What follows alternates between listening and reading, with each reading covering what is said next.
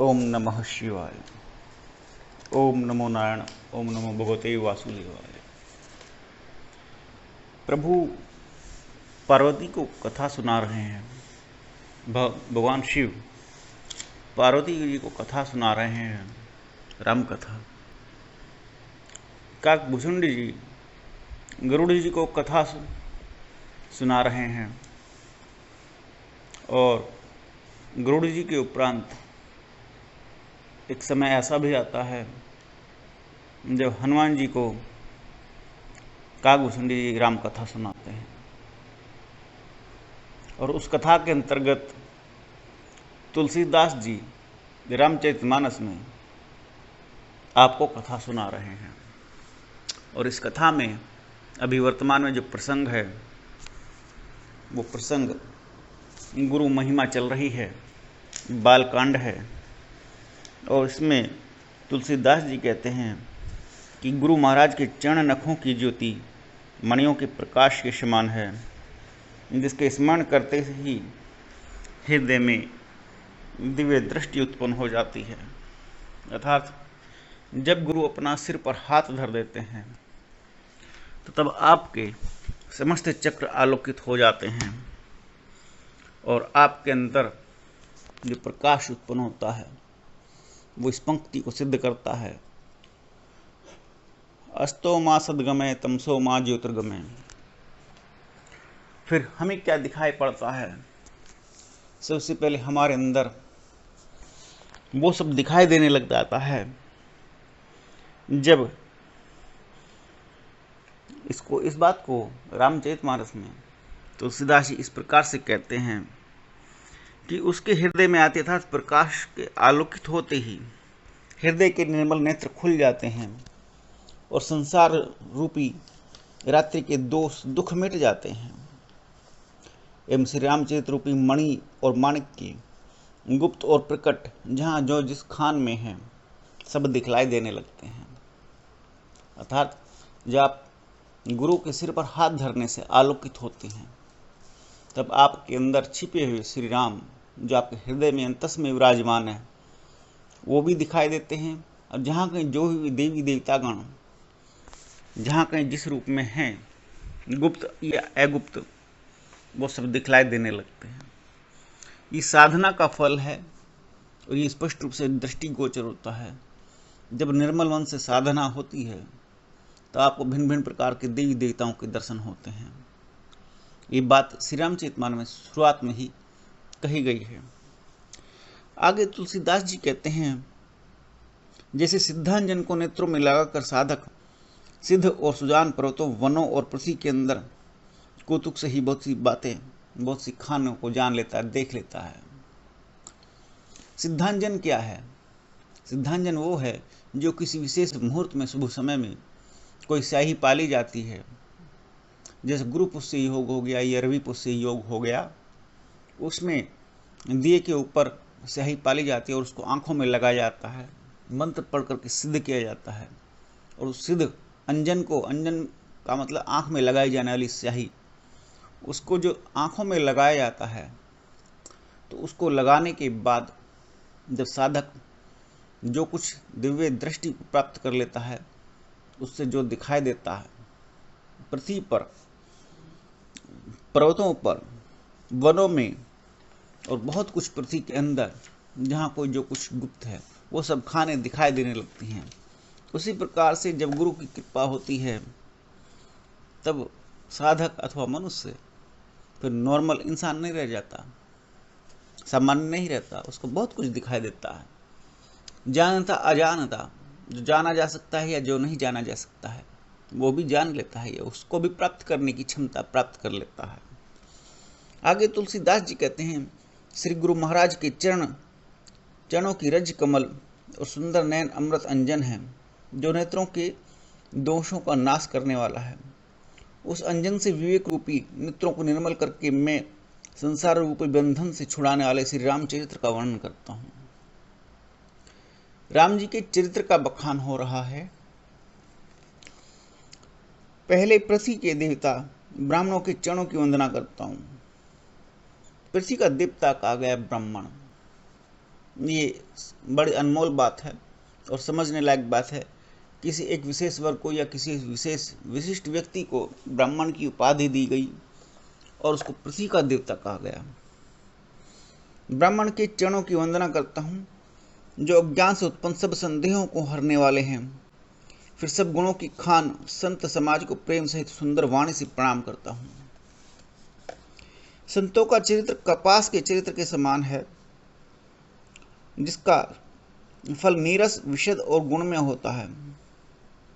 कपास की डोरी नीरस होती है, संत चरित्र में भी विषयासक्ति में नहीं है, इससे वह भी नीरस होती है। कपास उज्ज्वल होता है, संत का हृदय भी अज्ञान और पाप रूपी अंधकार से रहित होता है, इसलिए वह विशद है। और कपास में गुण तंतु होते हैं। इस प्रकार संत का चरित्र भी सद्गुणों का भंडार होता है, इसलिए वह गुणमय है।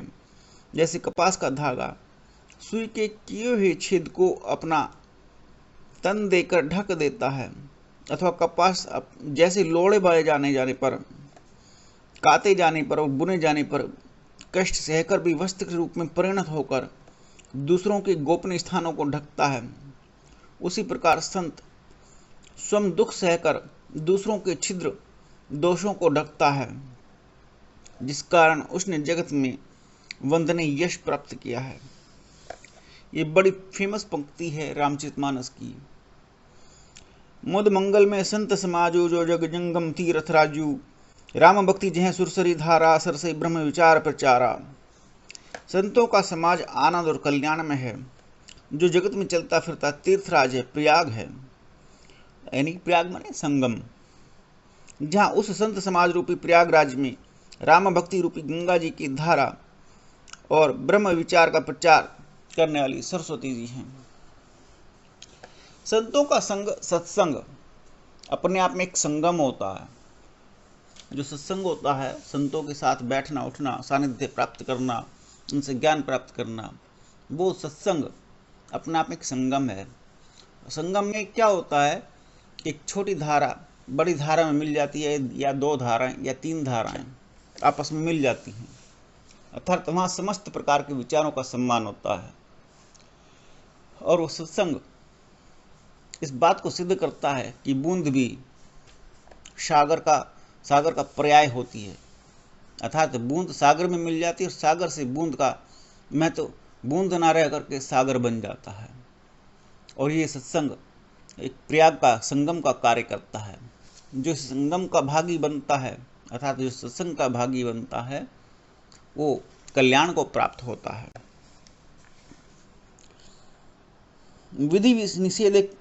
विधि निषेध में कलिमल हरनी, कर्म कथा रविनंदनी बरनी, हरिहर कथा विराजति बेनी, सुनत सकल मृद मंगल बेनी। विधि निषेध, यह करो यह न करो रूपी कर्मों की कथा कलयुग के पापों को हरने वाली सूर्य तनया जी, सूर्य की पुत्री यमुना जी हैं, और भगवान विष्णु और शंकर जी की कथाएं त्रिवेणी रूप से सुशोभित हैं, जो सुनते ही सब आनंद और कल्याणों की देने वाली हैं।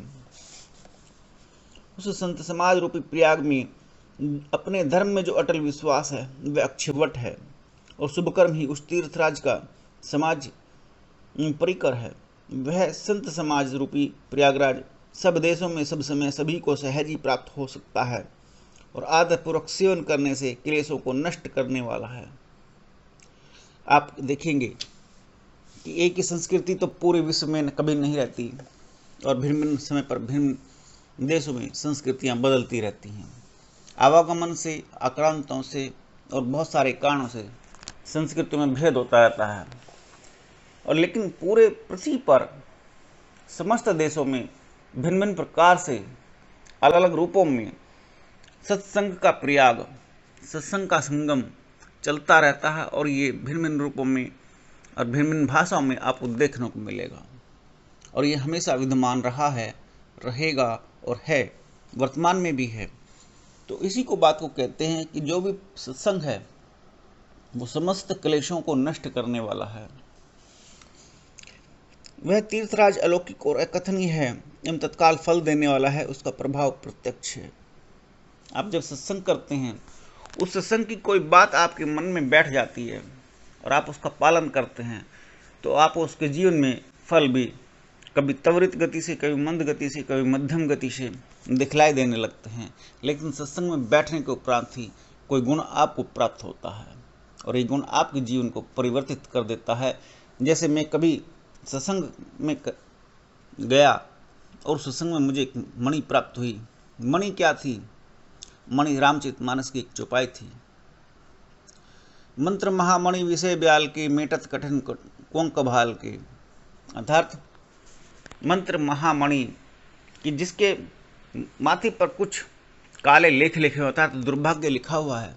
मंत्र महामणि विषय ब्याल के, मेटत कटत कठिन कोंक भाल के। माथे के जो बुरे लेख हैं अर्थात जो दुर्भाग्य है उसको मंत्र काट देता है। अर्थात आपको अगर कोई मंत्र प्राप्त हो गया, आपने गुरु से दीक्षा ले ली अथवा कोई मंत्र सिद्ध कर लिया अथवा कोई सिद्ध आपको टकरा गया और अपने सिद्ध से सिद्ध मंत्र प्राप्त कर लिया, तो वो मंत्र आपके जीवन को पूरी तरह से परिवर्तित कर देता है।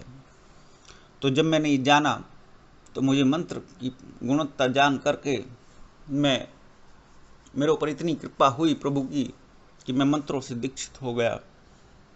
आज मेरे जीवन में ऐश्वर्य है और ये पंक्ति को मैंने सत्य सिद्ध जाना। उसी प्रकार से राम नाम का मंत्र जब तुलसीदास को प्राप्त हो गया तो आज उसको जंगम जगत में, स्थावर जंगम जगत में समस्त लोग सब अच्छी प्रकार से जानते हैं और उसके द्वारा लिखित भिन्न भिन्न प्रकार की रचनाएं गाई जाती हैं। उनमें से एक रचना है रामचरितमानस, जिसका आज बखान चल रहा है। आगे तुलसीदास जी कहते हैं, जो मनुष्य इस संत समाज रूपी तीर्थराज का प्रभाव प्रसन्न मन से सुनते और समझते हैं और फिर अत्यंत प्रेम पूर्वक इसमें गोते लगाते हैं, वे शरीर के रहते ही धर्म, अर्थ, काम और मोक्ष चारों फल प्राप्त कर लेते हैं। इस तीर्थराज में स्नान का फल तत्काल ऐसा देखने में आता है कि कोयल बन जाते हैं और बगुले हंस। ये सुनकर कोई आश्चर्य नहीं करे, क्योंकि सत्संग की महिमा किसी से नहीं छिपी है। इस विषय में मुझे एक पंक्ति याद आती है। पंक्ति का एक प्रसंग, एक छोटा सा एक कथन है। एक बार एक भंवरा जो भिन्न भिन्न जगहों पर घूमता फिरता था, उसने देखा एक गुबरीला माने गोबर का कीड़ा, जो पृथ्वी पर गोबर में उत्पन्न होता है, गोबर ही खाता है, गोबर ही उसका घर होता है और गोबर में ही वो अंतिम सांस लेता है, मर जाता है। वो उस भंवरा गोबर के गुबरीले के पास जाकर के बैठा। उसने देखा ये अजीब सा प्राणी क्या है, ये कैसा कीट है। भंवरे में और गुबरीले में मित्रता हो जाती है, दोनों बात करते हैं, भंवरा रोज आता है। गुबरीले ने भी भंवरे का परिचय जाना। उसने देखा कि ये फूलों के पास बैठता है, फूलों का मकरंद अर्थात रस चूसता है, शहद चूसता है, आनंद लेता है, भिन्न भिन्न प्रकार के फूलों में, कलियों में जाता बैठता है और भिन्न भिन्न प्रकार के नाना प्रकार के उद्यानों में घूमता है। जैसा मेरा नारकी जीवन है उससे कहीं कई सौ गुना सौंदर्य सुंदर जीवन इसका है।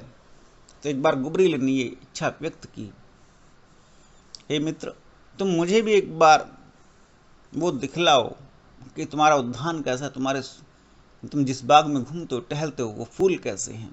मेरा भी मन है कि मैं तुम्हारे जैसा उस आनंद का भागी बनूं जिसके तुम रोज नियमित रूप से आनंद के भागी बनते हो। तो भंवरे ने कहा, ये भी कोई बड़ी बात है, चलो मेरे साथ चलो।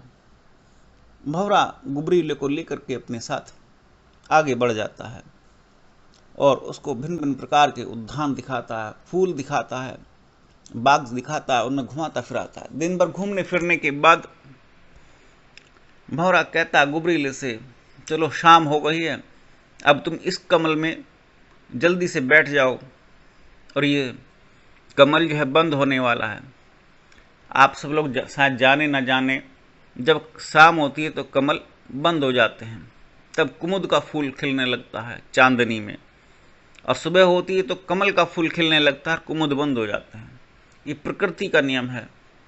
तो भंवरा जो सोता है कमल के फूल के अंदर सोता है। तो भंवरे ने वही बिस्तर गुबरीले के लिए लगा कि तुम जल्दी से इस कमल के अंदर बैठ जाओ और ये कमल बंद हो जाएगा, तुम रात्रि में सो जाओगे और मैं अंतिम प्रहर के बाद, रात्रि के अंतिम प्रहर के बाद तुम्हारे पास आऊँगा और तब तुम्हें दूसरे अन्य बागों में, उद्यानों में ले चलूंगा। गुबरीला सो जाता है, भंवरा भी सो जाता है, लेकिन सुबह के प्रथम प्रहर में, अर्थात रात्रि के अंतिम प्रहर में, सुबह के प्रथम प्रहर में, ब्रह्म मुहूर्त के समय कुछ पंडित गणों के सेवक आते हैं और कमल के फूल को लेकर के भगवान शिव के मंदिर में चले जाते हैं और भगवान शिव के मंदिर पर वो कमल का फूल अर्पण कर दिया जाता है। जब सुबह होती है तो भंवरा ढूंढता है मित्र को, और मित्र को न पा करके बेचैन हो इधर उधर भटकने लगता है। तो नगर आसपास भटकने के बाद वो मंदिर के आसपास घूमता है भंवरा, तो देखता है कि भगवान शिव के ऊपर एक कमल का फूल चढ़ा हुआ है और कमल का फूल पानी की जलधारा से गिर करके आगे बहता हुआ, जलहरी से होता हुआ एक गंगा की धार में मिल जाता है और वो फूल गंगा की धारा से, चोट से खुल जाता है। उसमें बैठा हुआ उसको मित्र उसका दिखाई दे जाता है। ऊपर से भंवरा तुरंत उसके पास आता, कहता, उठो मित्र, चलो मेरे साथ चलो, तुम नहीं तो पानी में डूब जाओगे। तो गुबरीला कहता है, मैं गोबर का प्राणी, गोबर में जन्मा, गोबर ही खाया, गोबर ही निकाला और गोबर में ही मर जाने वाला। इस सत्संग से जो मुझे तुम्हारे माध्यम से प्राप्त हुआ कि मैं कमल के फूल में बैठा और भगवान के श्री चरणों पर जा बैठा और वहां से मैं गंगा जी की धारा में समा रहा हूं, इससे बढ़कर मेरी मुक्ति क्या होगी। मित्र तुम जाओ और मेरी मुक्ति हो जाने दो। गंगा में तो अपने आप को समाहित करने के लिए बड़े बड़े पुण्यात्मा भी इंतजार करते हैं, प्रतीक्षारत रहते हैं। आज मेरी स्वयं सत्संग के माध्यम से ये मुक्ति हो रही है, मैं बड़ा प्रसन्न हूँ। जाओ तुम अपने कार्य में लग जाओ और मेरी मुक्ति हो जाने दो, मेरी मुक्ति में बाधक मत बनो।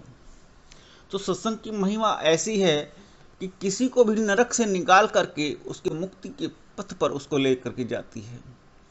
बिल्कुल ऐसे ही तुलसीदास जी कहते हैं कि सत्संग की महिमा ऐसी है, जो सत्संग करता है उसके जीवन का आनंद और अनुभव बदल जाते हैं, वो स्वयं सत्संग कराने वाला बन जाता है। और इस बात को तुलसीदास जी रामचरितमानस में कहते हैं कि सत्संग के माध्यम से लोहा भी पारस बन जाता है और पारस के छूने से लोहा स्वर्ण में बदल जाता है। इतनी बड़ी सत्संग की महिमा है। ओम नमो नारायण, ओम नमो भगवते वासुदेवाय, ओम नमः शिवाय।